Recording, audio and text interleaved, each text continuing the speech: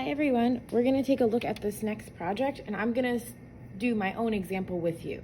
So first thing that we should have completed is the positive and negative space worksheet.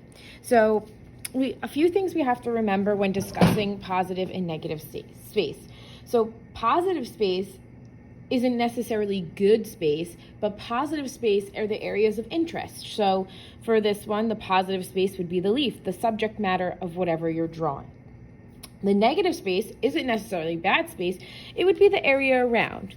These two elements work together to create a composition. So the positive space would be the subject matter, and the negative space would be the area around it, working together to show you what that image is.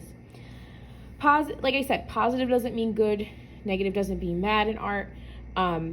In this case, these two things work together to give you a drawing. So we're gonna just take a look.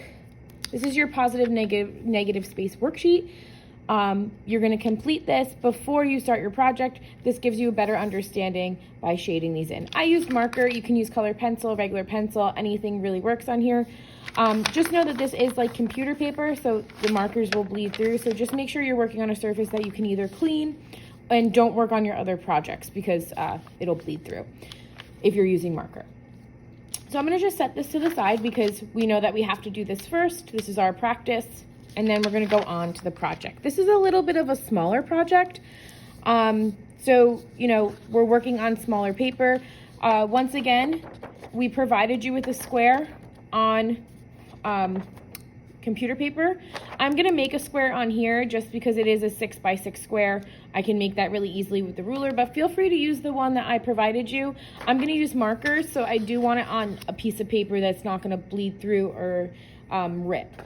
So things we need. A square no bigger than 6x6 inches. I'm gonna go ahead and do that. A pencil, a Sharpie, marker, any color. You can do these in any color. I have a couple Sharpies here. I have my rulers and I have my pencil. So I'm gonna go ahead and get started. I looked up a positive and negative space drawing on Google, and this is what I found, the key with the cityscape in here. If you can't really see that, these are all the cuts of the key are buildings. I'm gonna use this, but I am gonna add some text in here just because I feel like it'll kind of spice it up and bring it to life.